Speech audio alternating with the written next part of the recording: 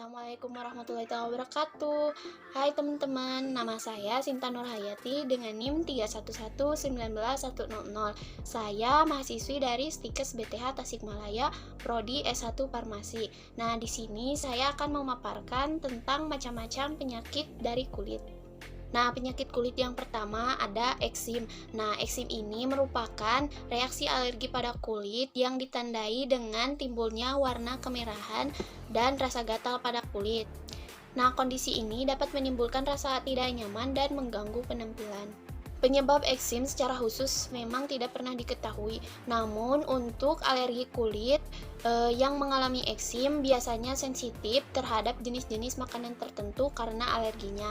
Banyak penderita eksim yang sangat peka dengan tekanan dan stres. Gejala awal eksim biasanya hanya berupa rasa gatal dan kemudian berkembang menjadi ruam.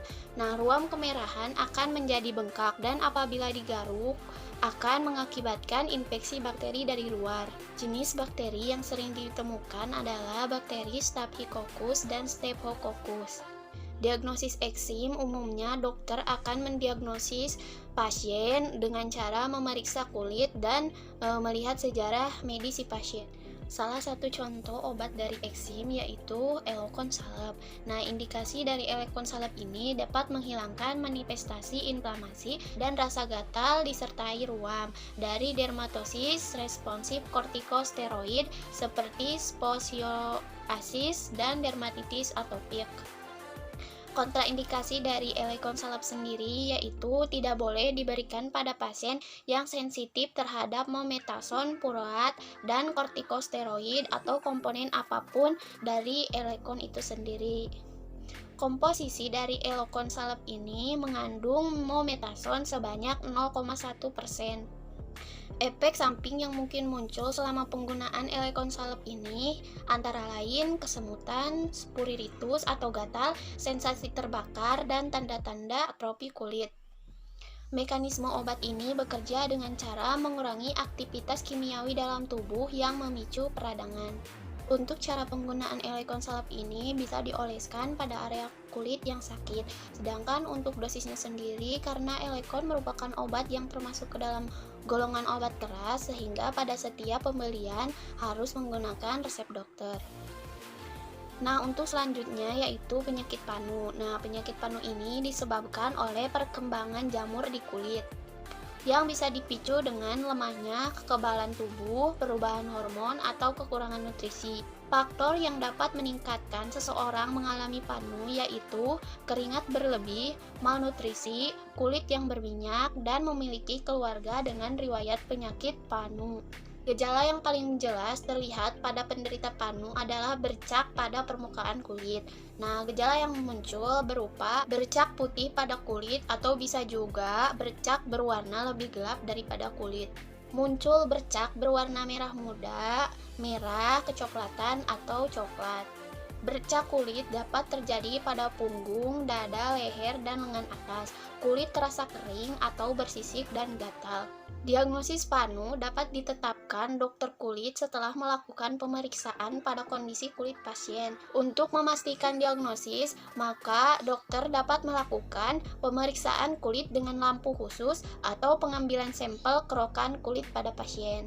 Salah satu obat panu yaitu Micoral Cream. Nah, indikasi dari Micoral Cream ini infeksi oleh jamur seperti Tinea corporis, Tinea cruris, Tinea manus, dan Tinea pedis. Sedangkan untuk kontraindikasinya untuk pasien yang hipertensivitas atau alergi, penggunaan bersama dengan substrat, gangguan hati akut atau kronis, kehamilan, dan laktasi.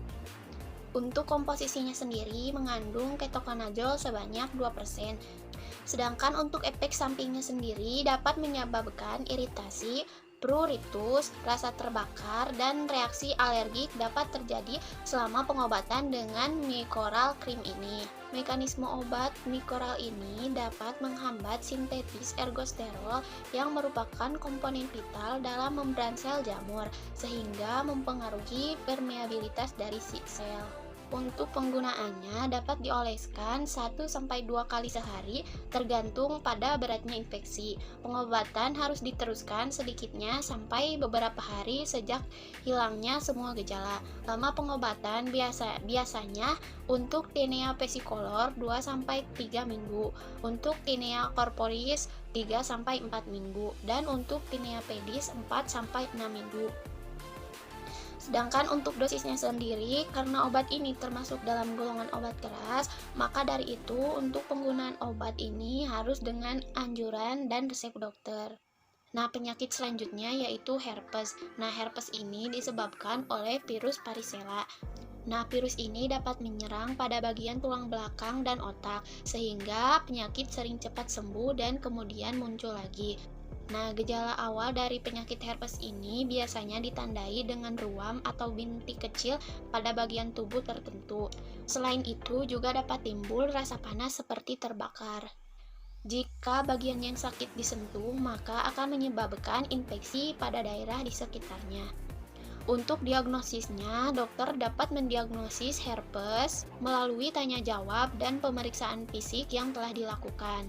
Namun, untuk beberapa kasus, untuk memperkuat diagnosis dan memastikan virus herpes yang menginfeksi, dokter bisa melakukan beberapa pemeriksaan lain seperti kultur virus, pemeriksaan tejang, atau tes antibodi. Acyclovir cream merupakan salah satu obat dari herpes. Nah, indikasinya sendiri untuk pengobatan virus herpes simplex pada kulit dan selaput lendir, termasuk herpes genitalis yang inisial dan rekuren. Untuk kontraindikasinya sendiri, untuk penderita yang hipertensif terhadap acyclovir dan propilen glikol. Komposisi dari acyclovir cream mengandung acyclovir sebanyak 5%.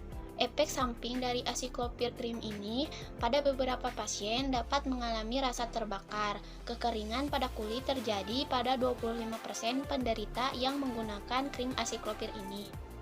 Nah, mekanisme obat pada acyclovir ini dapat menghambat secara aktif dan selektif virus herpes simplex tipe 1 dan tipe 2, varicella zoster, Epstein-Barr, dan cytomegalovirus. Nah, di dalam sel, acyclovir mengalami fosforilation menjadi bentuk aktif acyclovir trifosfat yang bekerja dengan cara mengadakan gangguan pada DNA polimerase sehingga terjadinya hambatan replikasi DNA HSP tanpa mempengaruhi proses sel yang normal. Sedangkan untuk penggunaannya dapat dioleskan tipis-tipis pada bagian kulit yang mengalami lesi. Untuk dosisnya sendiri, karena obat ini termasuk ke dalam golongan obat keras, maka dari itu penggunaan obat harus dengan anjuran dan resep dokter. Penyakit kulit selanjutnya adalah jerawat. Nah, jerawat ini terjadi ketika folikel rambut atau tempat tumbuhnya rambut tersumbat oleh minyak atau sel kulit mati. Hal tersebut menyebabkan peradangan serta penyumbatan pada pori-pori kulit.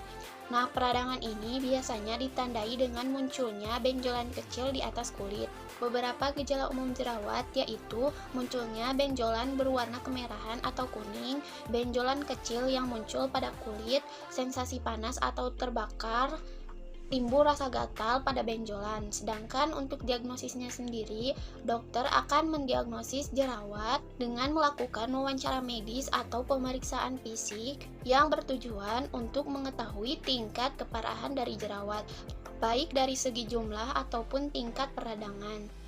Salah satu contoh obat jerawat yaitu Vitasid Cream.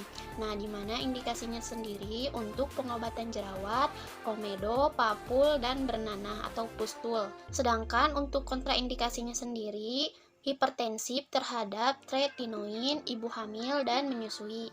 Sedangkan untuk komposisinya sendiri mengandung asam vitamin A atau tretinoin sebanyak 0,05%. Pada orang-orang yang memiliki hipersensitivitas dapat menimbulkan efek samping seperti kemerahan, bengkak, melepuh, dan gatal. Sedangkan untuk mekanisme obatnya sendiri, retinoid acid meningkatkan mitosis dan pergantian sel epidermal, serta menekan sintetis keratinin. Untuk cara pemakaian krim ini dioleskan secukupnya pada jerawat setiap hari sebelum tidur. Sebisa mungkin oleskan dengan tipis dan menutupi jerawat. Anda bisa menggunakan ujung jari, kain kasa, atau kapas ketika menulisnya. Sedangkan untuk dosisnya sendiri harus sesuai dengan petunjuk pada kemasan dan anjuran dari dokter. Nah, untuk penyakit kulit selanjutnya ada penyakit kulit kunis. Nah, kunis ini disebabkan penyakit tumor Salmonella scabiei. Nah, tumor tersebut membuat lubang menyerupai kerongkongan pada kulit untuk dijadikan sebagai sarang. Nah, mereka bertahan hidup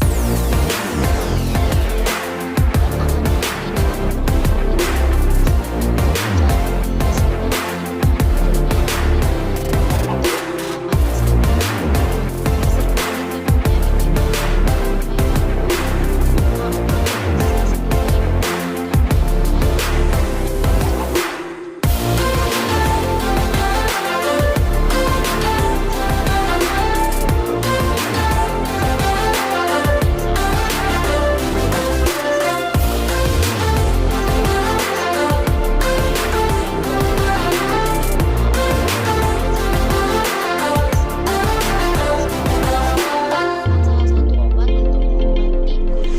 Indikasinya untuk terapi infeksi Sarcoptes scabiei atau infeksi kulit yang disebabkan oleh infeksi parasit. Sedangkan untuk obat infeksinya sendiri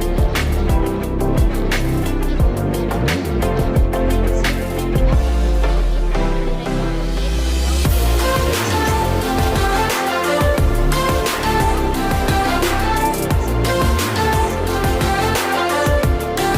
Barbituramin hingga Mefloquine, Skabimate krim ini yaitu terasa terbakar ringan dan sementara, menyengat, gatal, eritema, dan ruam. Sedangkan untuk mekanisme obatnya sendiri, Skabimate mengandung zat aktif permetrin yang termasuk obat sintetis pyrethroid. Skabimate bekerja dengan cara membunuh parasit yang hidup pada tubuh manusia. Saat digunakan, Skabimate harus dioleskan ke seluruh bagian tubuh. Untuk cara pemakaiannya dapat dioleskan sekali sehari di malam hari.